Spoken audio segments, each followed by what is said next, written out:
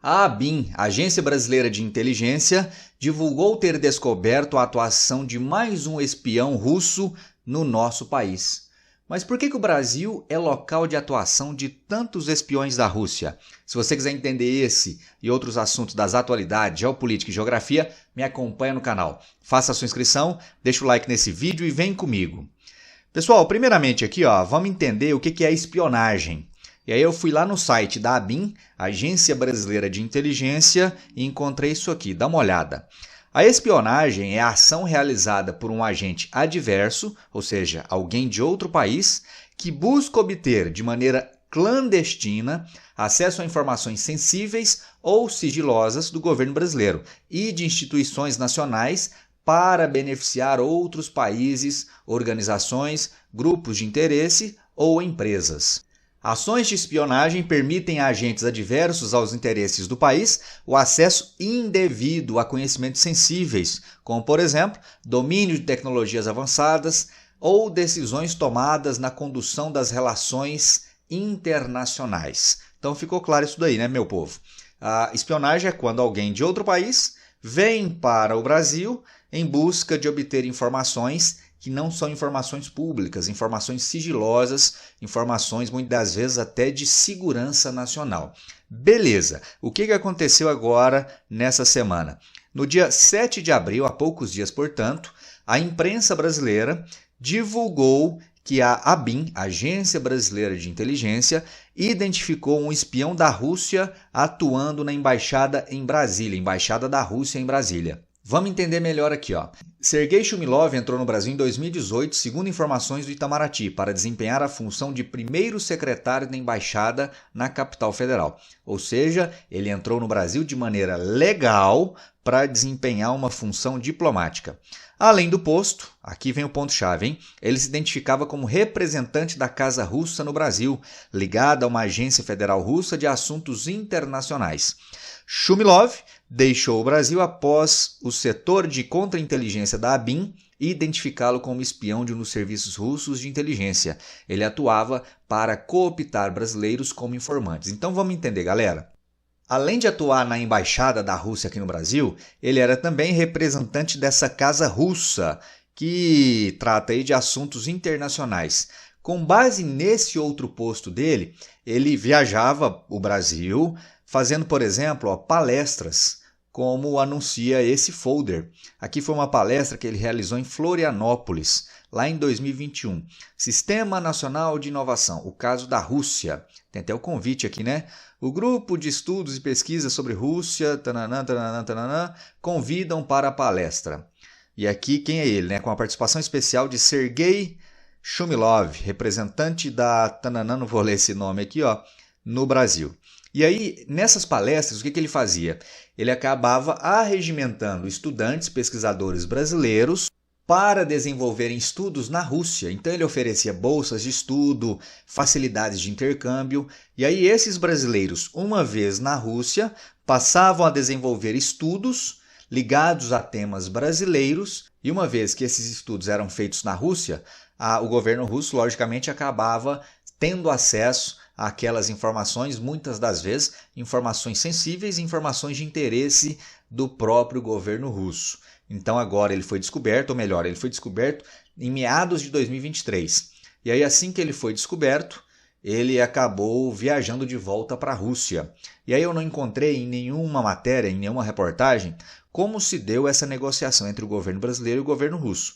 Se ele fugiu antes de ter qualquer tipo de represália, de sanção, ou se houve um acordo entre os dois governos para que ele pudesse voltar tranquilamente para a Rússia. Porque normalmente, quando um espião é identificado, ele é preso.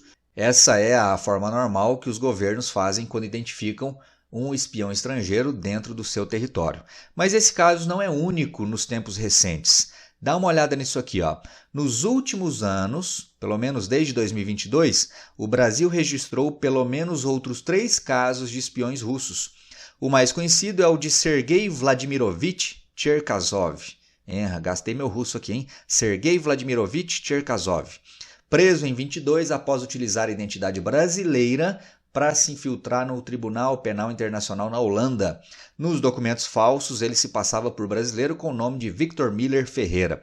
Vamos entender aqui algumas diferenças. Nesse caso anterior, desse Sergei Shumilov, ele não usava identidade falsa. Ele era russo, se identificava no Brasil como russo.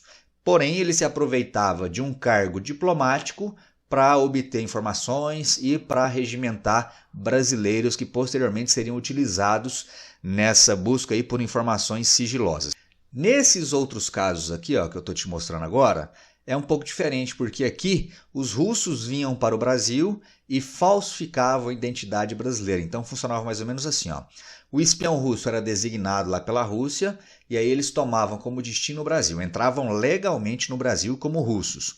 Mas uma vez em território brasileiro, eles se instalavam aqui, ficavam às vezes por vários anos, e no território brasileiro eles tiravam documentos do Brasil, ficavam, como eu disse, por um determinado período para aprender um pouco sobre a cultura, para aprender o idioma, e aí depois de um tempo eles viajavam para outros territórios, para outros países, se passando por brasileiros, mas com a missão de espionar esses países a serviço da Rússia.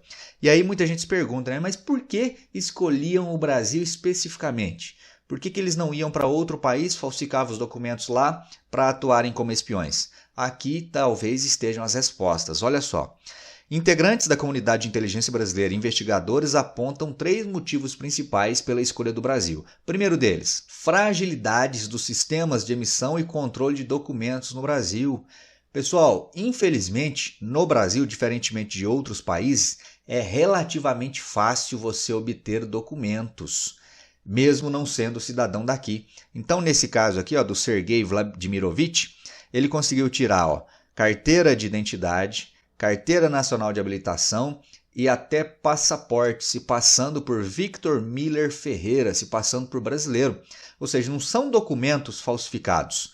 Os documentos são documentos originais obtidos ilegalmente, sob o disfarce aí de uma identidade falsa. Além dessa questão da documentação, relativamente fácil de se obter, olha o segundo aspecto. O Brasil é um país que tem histórico de não envolvimento em conflitos internacionais. O que isso quer dizer? Quer dizer que brasileiros, de uma maneira geral no mundo, são bem vistos. Brasileiro é tido sempre como aquele camarada boa praça, alegre, Se você chega num país estrangeiro e fala Pelé, Ronaldinho, Neymar, as portas se abrem. Se você tiver então com uma camisa da seleção brasileira, aí esse processo fica ainda mais fácil. Então a ideia é essa. Como o Brasil é um país bem visto pela maioria da comunidade internacional, se passar por brasileiro nos Estados Unidos é muito mais fácil do que se passar por um russo, por exemplo. Então daí a escolha pelo Brasil. E um terceiro fator é o caráter da grande miscigenação da população brasileira. No Brasil você tem pessoas dos mais variados tipos de tons de pele, tipo de cabelo, cor de olhos. Então não é nenhum absurdo você, ao enxergar um russo, confundi-lo como um brasileiro. Porque ele pode muito bem ser brasileiro. Não é nenhum absurdo um brasileiro de pele clara, como normalmente são os russos. Então, por estas características, o Brasil acaba sendo escolhido, nesse caso especificamente pela Rússia, para colocar os seus espiões, disfarçar esses espiões de brasileiros e mandá-los aí para outros países mundo afora. E aí um outro caso que chamou a atenção foi o desse moço aí, Noruega prende brasileiro, olha que brasileiro está escrito aqui nessa manchete, entre aspas, brasileiro suspeito de ser espião russo. Mikhail Mikushkin usava identidade brasileira com o nome de José Assis de Maria e pesquisava a política norueguesa para o Ártico, o Oceano Glacial Ártico. Ele chegou à Noruega em 2021. Desde então, vinha pesquisando temas ligados à região do Ártico. A fronteira ártica da Noruega com a Rússia tem 198 quilômetros, e é uma região estratégica para ambos os países. A Noruega preocupa-se que ele possa ter adquirido conexões e informações sobre a política da Noruega na região norte. Autoridades do país temem que as informações possam ser mal utilizadas pela Rússia.